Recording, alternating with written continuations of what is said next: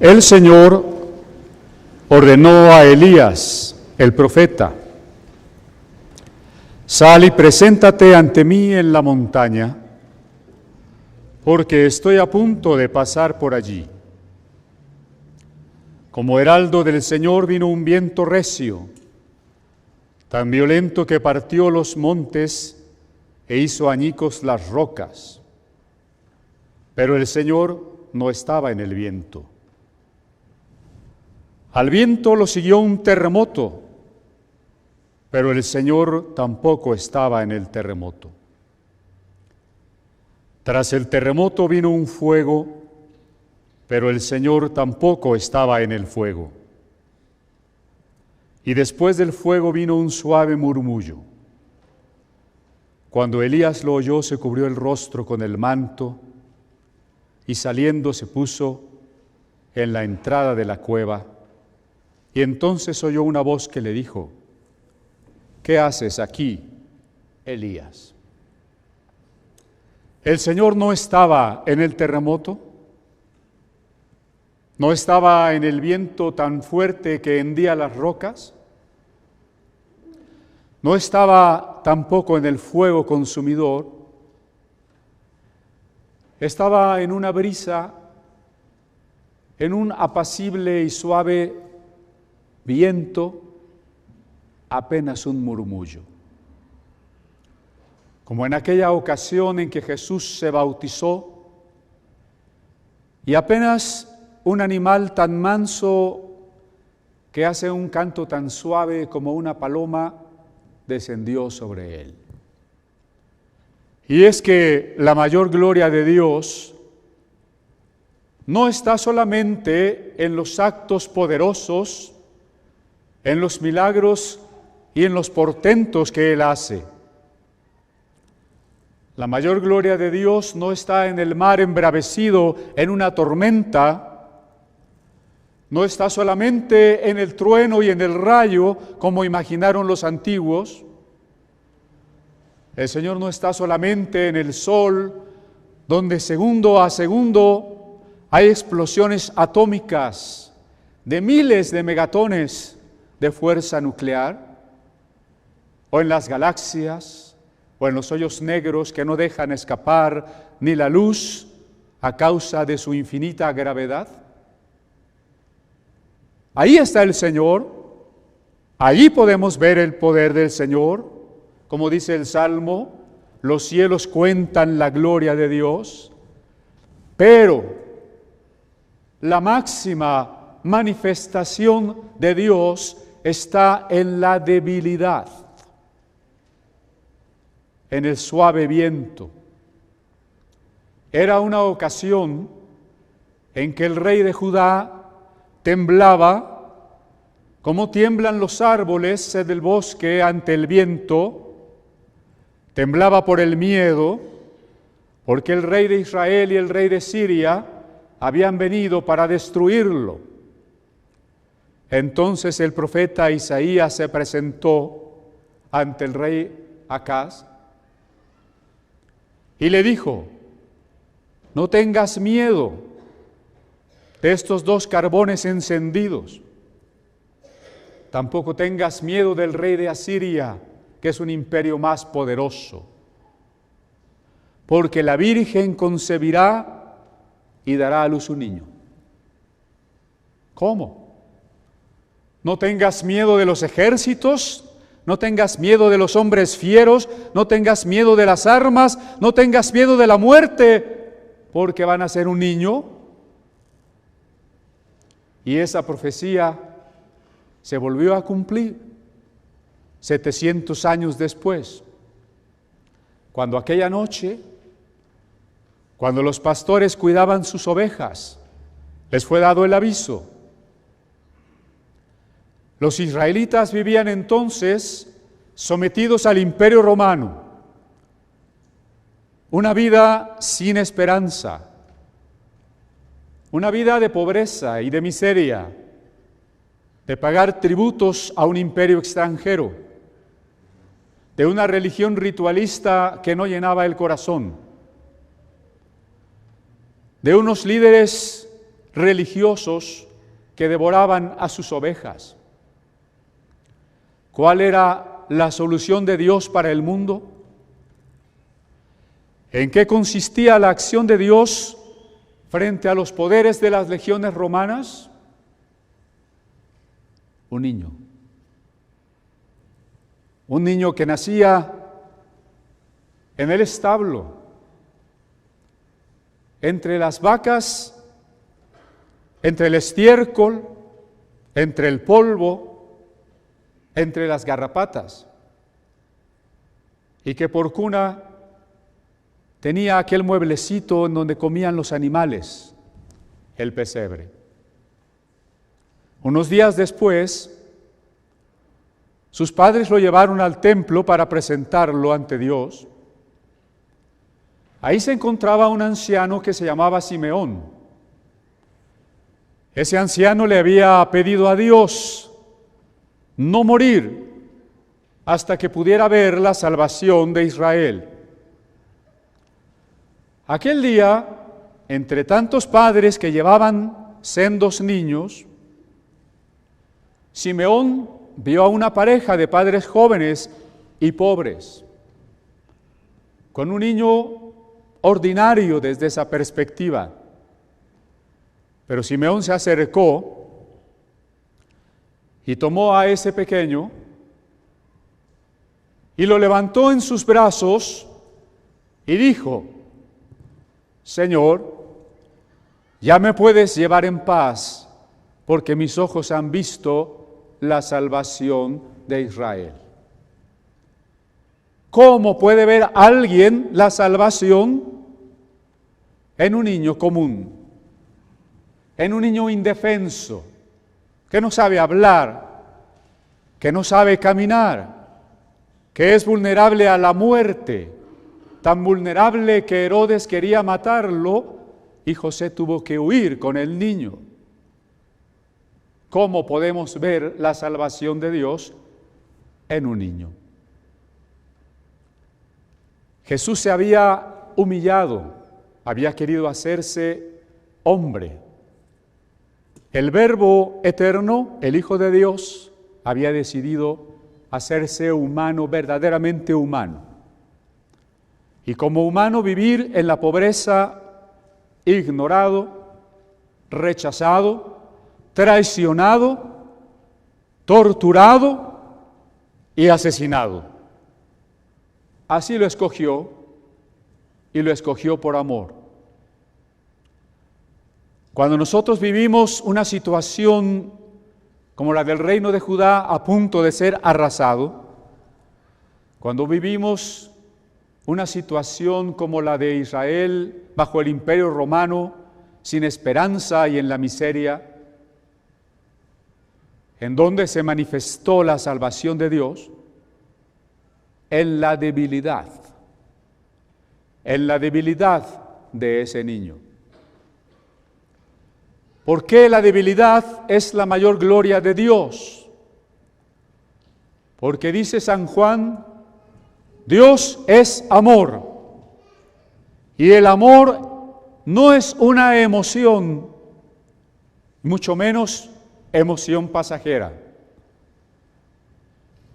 El amor es la decisión de entregar nuestro ser por el otro, aún en el sacrificio. Si Dios es amor, entonces Él decidió entregarse.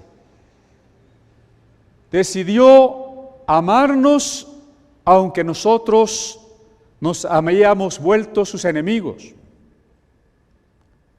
Seguirnos amando aunque nosotros lo habíamos rechazado. Pero no quería salvarnos de una manera que no costara ningún trabajo. Si Dios es amor, tenía que salvarnos entregando su ser. Y por eso Dios se hizo humano y se entregó. Y se entregó no en la persona del Padre, lo cual hubiese sido un gran amor, pero se entregó en la persona del Hijo, lo que es un amor supremo, porque es más difícil entregar un hijo que entregarnos nosotros. La forma suprema del amor es un niño, porque de tal manera amó Dios al mundo, dice San Juan, que dio a su Hijo único. De tal manera quiere decir, no hay algo más alto, no hay amor más grande que el que Dios haya dado a su Hijo. Y ese Hijo creció y quiso acercarse a su pueblo y hablarles y demostrarles del amor del Padre. Y otra vez nos dice San Juan, el mundo fue hecho por Él, pero el mundo no le conoció. Y una de las frases más tristes de la Biblia, a lo suyo vino y los suyos no le recibieron. Por eso, en la vida de Jesús, tenemos dos momentos de suprema debilidad. El momento en que se ha convertido en un niño indefenso, la encarnación. Y el momento de la cruz, la que vemos hoy como un símbolo sagrado, pero no en ese entonces. La cruz era una muerte dolorosa, pero más que eso, era una muerte vergonzante, una muerte ignominiosa. Representaba el fracaso, el rechazo, la traición, la burla y la humillación. ¿Quién podía ver en ese crucificado y desnudo algo más que un hombre derrotado y fracasado? ¿Quién? ¿No sus discípulos no vieron algo más? Nadie de la gente que le rodeaba allí, ni siquiera su madre. Solo hubo uno que vio algo más que un hombre fracasado. Y ese alguien era un ladrón. Un ladrón que estaba también a punto de morir. Y que miró a su lado a ese hombre desnudo y horadado, traspasado de los clavos. Y aunque lo vio castigado y fracasado, y aunque lo vio a punto de morir, le dijo, acuérdate de mí cuando vengas en tu reino. Ese ladrón podría ver en ese hombre fracasado a un rey. Ese anciano Simeón podía ver en ese niño la salvación de Dios. Podemos ver nosotros que Dios en su amor ha querido ser débil, ha querido identificarse con nosotros y llamarnos desde la debilidad.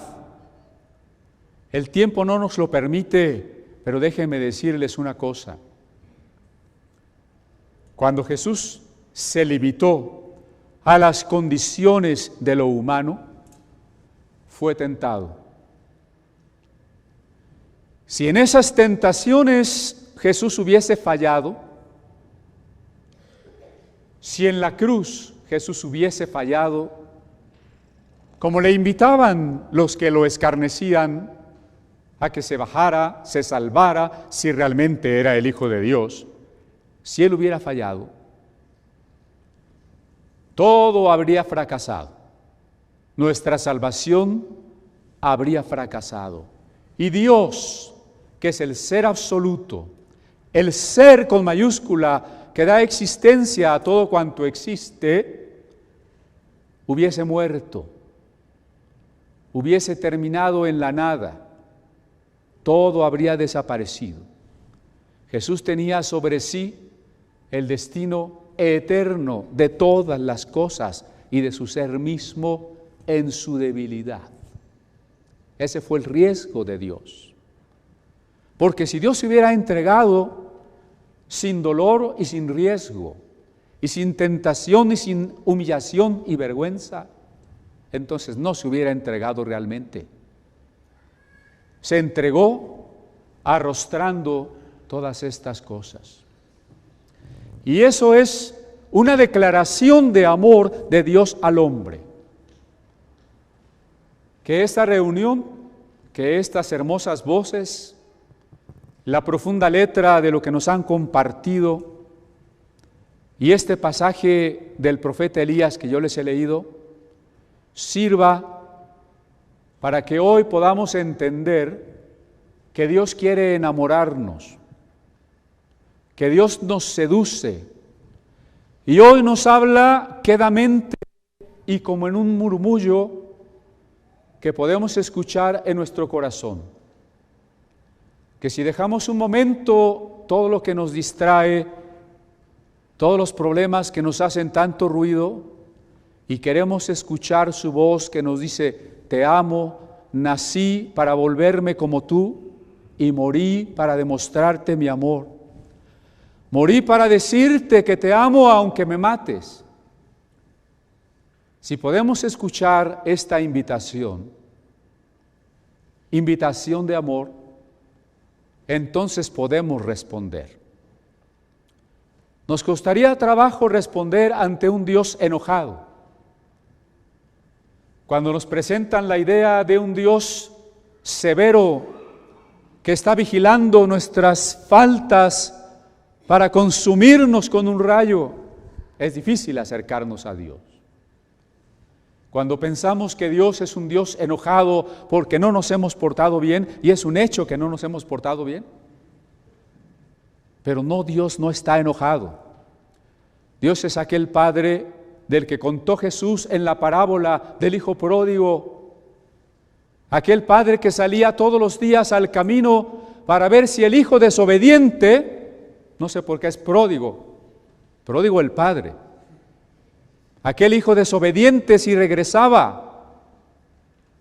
Y un día, después del fracaso, después de la desesperanza y de la angustia, el hijo regresaba.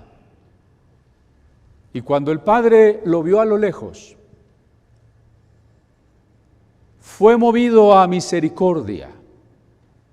Ahí está la palabra. Fue movido a misericordia.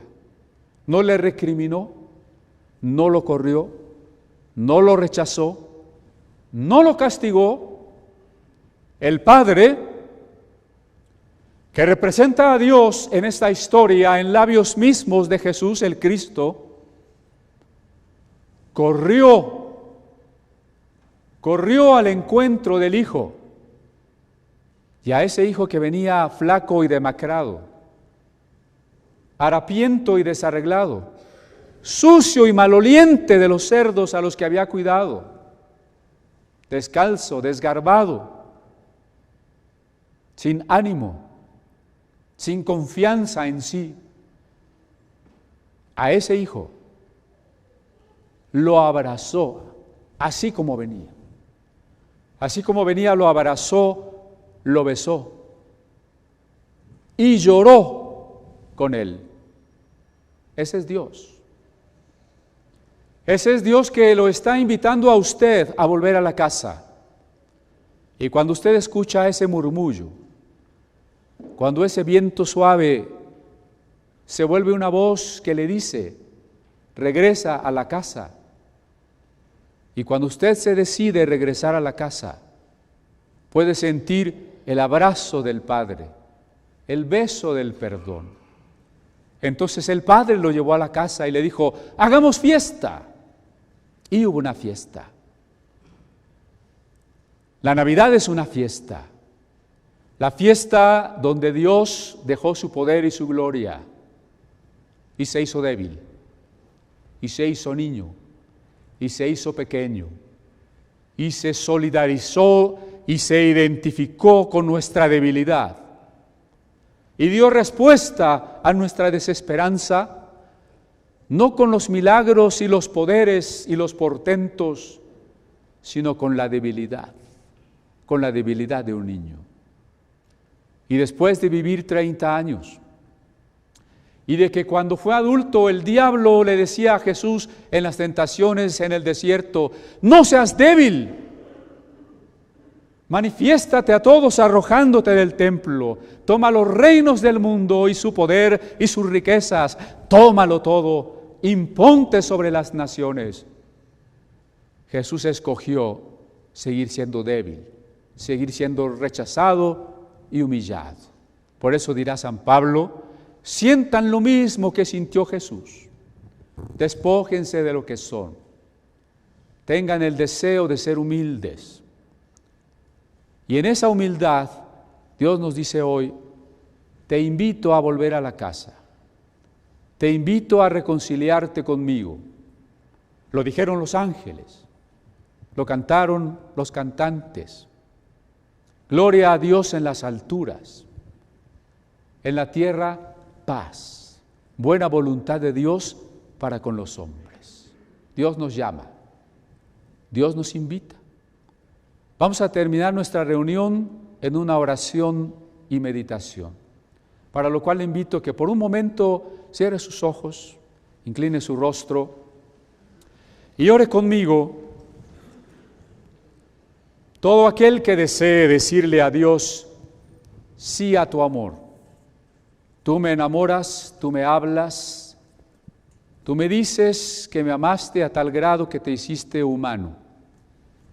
Yo quiero decirte sí, no quiero rechazarte, quiero decirte sí. Gracias, Padre, gracias, Jesús, por la Navidad.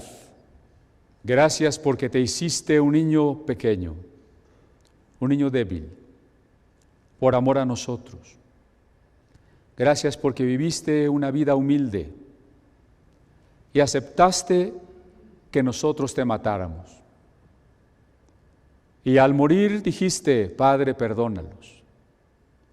Y seguiste amándonos. Hoy, al ser tocados por tu Espíritu, como un soplo apacible, al ser tocados por la bella música que nos trae el mensaje de tu amor y de tu perdón, hoy queremos decirte sí a tu amor. Creemos y aceptamos tu amor y queremos responder como responde el amante verdadero, entregando la vida, volcando el corazón y el ser entero en ti. Queremos conocerte en una relación íntima de amor, en esa suavidad que encontró Elías en el monte, y frente a la pregunta que tú le hiciste: Elías, ¿qué haces aquí? Que hoy nos haces a nosotros también. ¿Qué haces aquí? Nosotros queremos decirte: estamos aquí para ser tuyos, para decir sí a tu amor, para ser débiles como fuiste débil y encontrar la salvación en tu debilidad. Gracias, Señor. Amén.